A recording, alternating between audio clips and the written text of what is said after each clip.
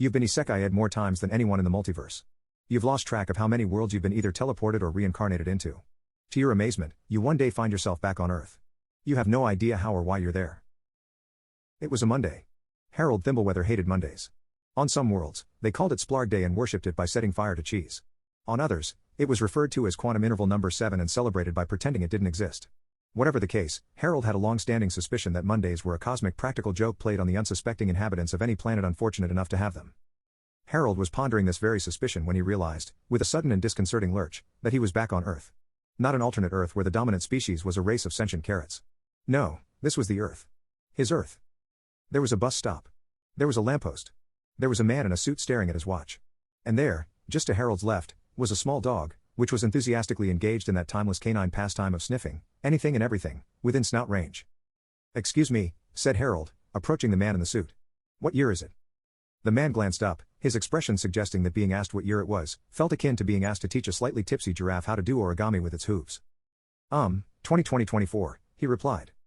2024. The last time Harold had been on Earth was 1997.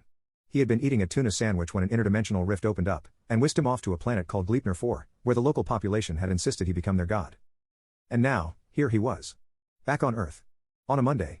For no apparent reason. A voice behind him cleared its throat. "Hello, Harold." Harold turned.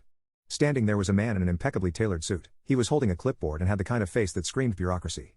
"Who are you?" asked Harold. "I'm Blenkinsop Quibblethorpe," the man said. "Multiversal Management Services. We seem to have misplaced you." "Misplaced me?" "Yes," Blenkinsop said, consulting his clipboard. "It appears there was a clerical error in the paperwork. You were supposed to be reincarnated as a noble in Dimension 7 Gamma, but instead you've been, well, shuffled about. A lot, actually.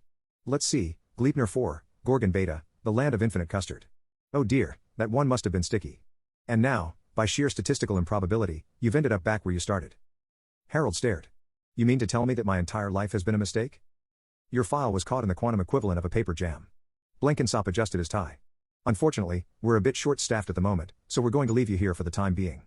Shouldn't be more than a few years before we can process your case properly." Before Harold could protest, Blenkinsop produced a business card and handed it over. It read, "Multiversal Management Services, sorting out the cosmos." "Well then," Blenkinsop said. "Good luck. Don't get too comfortable." And with that, he vanished. "Mondays," Harold muttered. "I bloody knew it."